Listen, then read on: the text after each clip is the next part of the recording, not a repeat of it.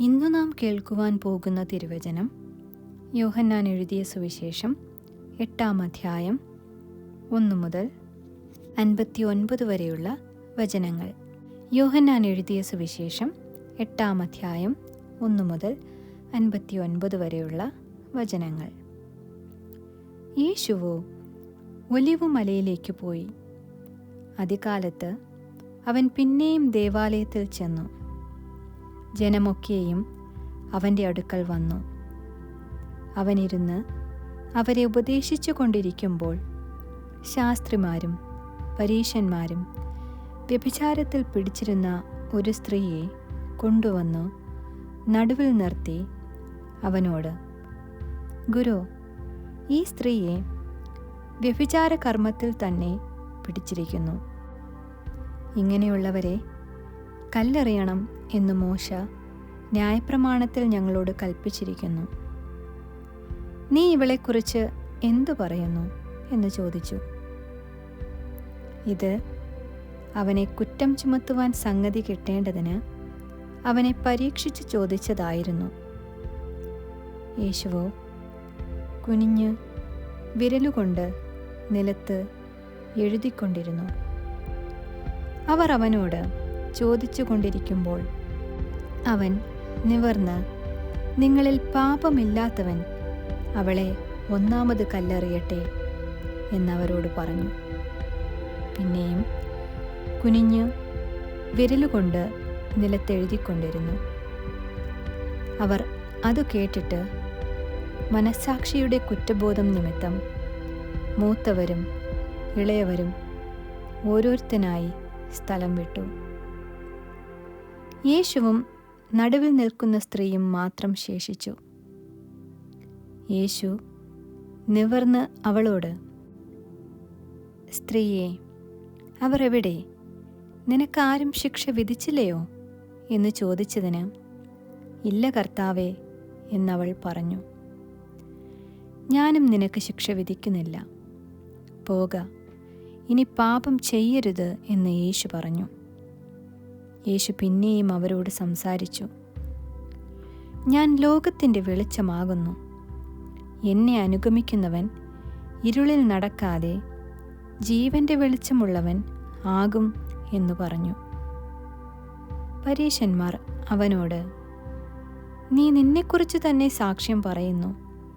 നിന്റെ സാക്ഷ്യം സത്യമല്ല എന്നു പറഞ്ഞു. യേശു അവരോട് ഉത്തരം പറഞ്ഞത്, ഞാൻ എന്നെക്കുറിച്ച് തന്നെ സാക്ഷ്യം പറഞ്ഞാലും എൻ്റെ സാക്ഷ്യം സത്യമാകുന്നു.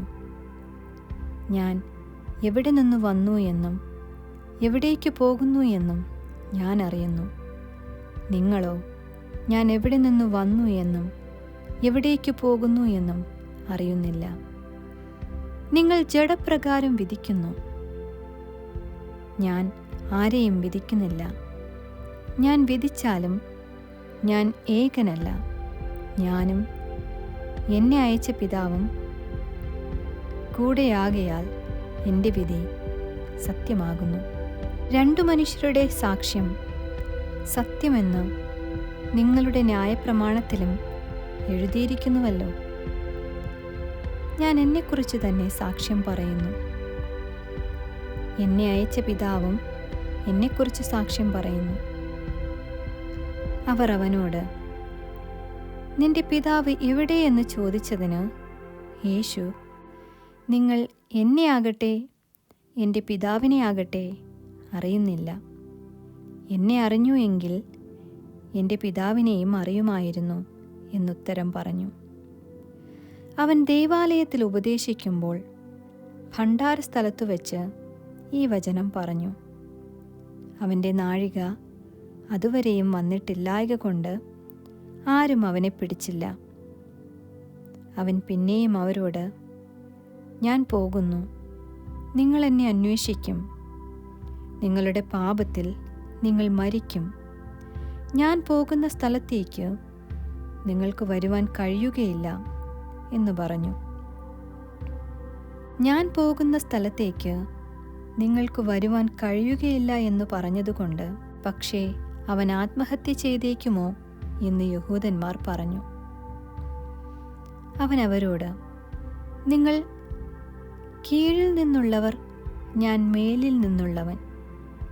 നിങ്ങൾ ഈ ലോകത്തിൽ നിന്നുള്ളവർ, ഞാൻ ഈ ലോകത്തിൽ നിന്നുള്ളവനല്ല.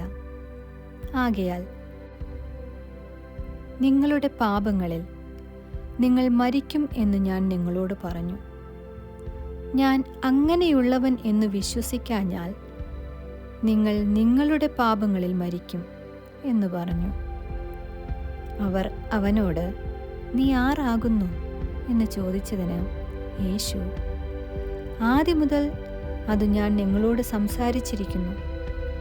നിങ്ങളെക്കുറിച്ച് വളരെ സംസാരിപ്പാനും വിധിപ്പാനും എനിക്കുണ്ട്. എങ്കിലും എന്നെ അയച്ചവൻ സത്യവാനാകുന്നു. അവനോട് കേട്ടതു തന്നെ ഞാൻ ലോകത്തോട് സംസാരിക്കുന്നു എന്ന് പറഞ്ഞു. പിതാവിനെക്കുറിച്ച് ആകുന്നു അവൻ തങ്ങളോട് പറഞ്ഞത് എന്ന് അവർ ഗ്രഹിച്ചില്ല. ആകയാൽ യേശു, നിങ്ങൾ മനുഷ്യപുത്രനെ ഉയർത്തിയ ശേഷം ഞാൻ തന്നെ അവനെന്നും ഞാൻ സ്വയമായി ഒന്നും ചെയ്യാതെ പിതാവ് എനിക്കുപദേശിച്ചു തന്നതുപോലെ ഇത് സംസാരിക്കുന്നു എന്നും അറിയും. എന്നെ അയച്ചവൻ എന്നോട് കൂടെയുണ്ട്. ഞാൻ എല്ലായ്പ്പോഴും അവന് പ്രസാദമുള്ളത് ചെയ്യുന്നത് കൊണ്ട് അവൻ എന്നെ ഏകനായി വിട്ടിട്ടില്ല എന്ന് പറഞ്ഞു. അവൻ ഇങ്ങനെ സംസാരിച്ചു കൊണ്ടിരിക്കുമ്പോൾ പലരും അവനിൽ വിശ്വസിച്ചു. തന്നിൽ വിശ്വസിച്ച യഹൂദന്മാരോട് യേശു, എൻ്റെ വചനത്തിൽ നിലനിൽക്കുന്നു എങ്കിൽ നിങ്ങൾ വാസ്തവമായി എൻ്റെ ശിഷ്യന്മാരായി സത്യം അറിയുകയും സത്യം നിങ്ങളെ സ്വതന്ത്രരാക്കുകയും ചെയ്യും എന്ന് പറഞ്ഞു. അവർ അവനോട്, ഞങ്ങൾ അബ്രഹാമിൻ്റെ സന്തതി, ആർക്കും ഒരു നാളും ദാസന്മാരായിരുന്നിട്ടില്ല. നിങ്ങൾ സ്വതന്ത്രന്മാരാകുമെന്ന് നീ പറയുന്നത് എങ്ങനെ എന്നുത്തരം പറഞ്ഞു. അതിന് യേശു, ആമേൻ ആമേൻ, ഞാൻ നിങ്ങളോട് പറയുന്നു, പാപം ചെയ്യുന്നവനെല്ലാം പാപത്തിൻ്റെ ദാസനാകുന്നു.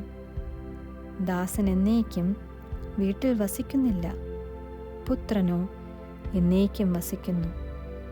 പുത്രൻ നിങ്ങൾക്ക് സ്വാതന്ത്ര്യം വരുത്തിയാൽ നിങ്ങൾ സാക്ഷാൽ സ്വതന്ത്രർ ആകും. നിങ്ങൾ അബ്രഹാമിൻ്റെ സന്തതി എന്ന് ഞാൻ അറിയുന്നു. എങ്കിലും എൻ്റെ വചനത്തിന് നിങ്ങളിൽ ഇടം ഇല്ലായ്ക കൊണ്ട് നിങ്ങൾ എന്നെ കൊല്ലുവാൻ നോക്കുന്നു. പിതാവിൻ്റെ അടുക്കൽ കണ്ടിട്ടുള്ളത് ഞാൻ സംസാരിക്കുന്നു. നിങ്ങളുടെ പിതാവിനോട് കേട്ടിട്ടുള്ളത് നിങ്ങൾ ചെയ്യുന്നു എന്നുത്തരം പറഞ്ഞു. അവർ അവനോട്, അബ്രഹാം ആകുന്നു ഞങ്ങളുടെ പിതാവ് എന്നുത്തരം പറഞ്ഞതിന് യേശു അവരോട്, നിങ്ങൾ അബ്രഹാമിൻ്റെ മക്കളെങ്കിൽ അബ്രഹാമിൻ്റെ പ്രവൃത്തികളെ ചെയ്യുമായിരുന്നു.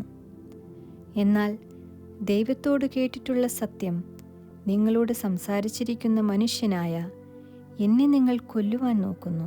അങ്ങനെ അബ്രഹാം ചെയ്തില്ലല്ലോ. നിങ്ങളുടെ പിതാവിൻ്റെ പ്രവൃത്തികളെ നിങ്ങൾ ചെയ്യുന്നു എന്ന് പറഞ്ഞു. അവർ അവനോട്, ഞങ്ങൾ പരസംഗത്താൽ ജനിച്ചവരല്ല.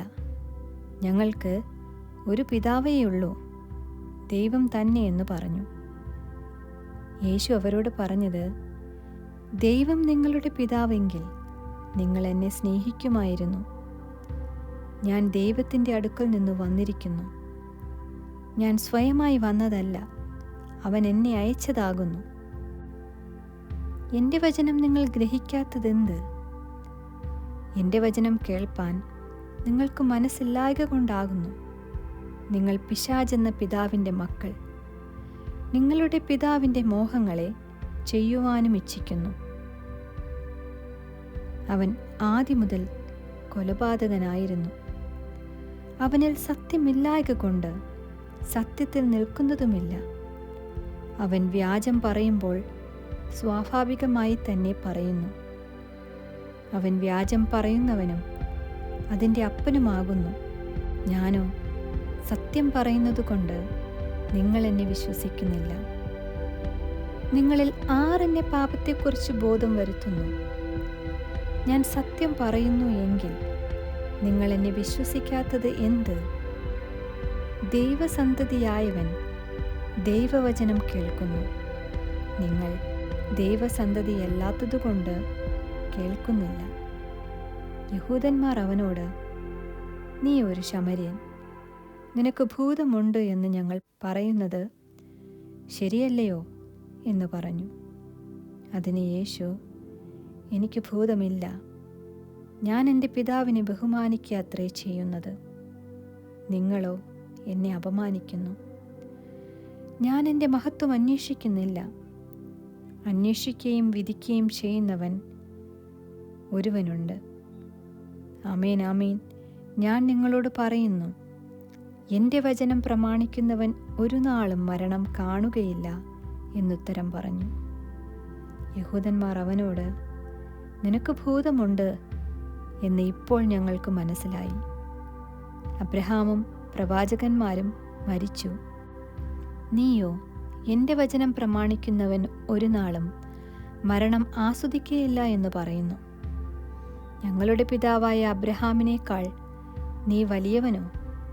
അവൻ മരിച്ചു, പ്രവാചകന്മാരും മരിച്ചു.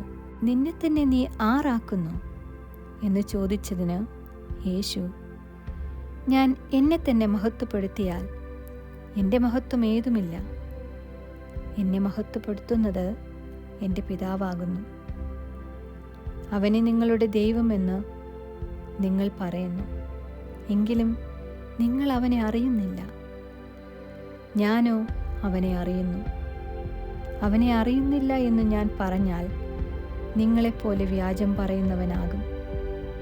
എന്നാൽ ഞാൻ അവനെ അറിയുന്നു, അവൻ്റെ വചനം പ്രമാണിക്കുകയും ചെയ്യുന്നു. നിങ്ങളുടെ പിതാവായ അബ്രഹാം എൻ്റെ ദിവസം കാണും എന്നുള്ളതുകൊണ്ട് ഉല്ലസിച്ച് അവൻ കണ്ടു സന്തോഷിച്ചുമിരിക്കുന്നു എന്നുത്തരം പറഞ്ഞു.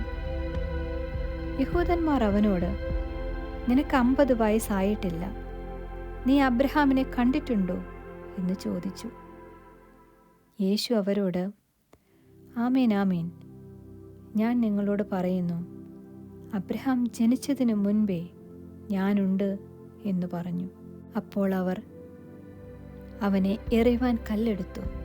യേശുവോ മറഞ്ഞു ദേവാലയം വിട്ടുപോയി. ആമേൻ.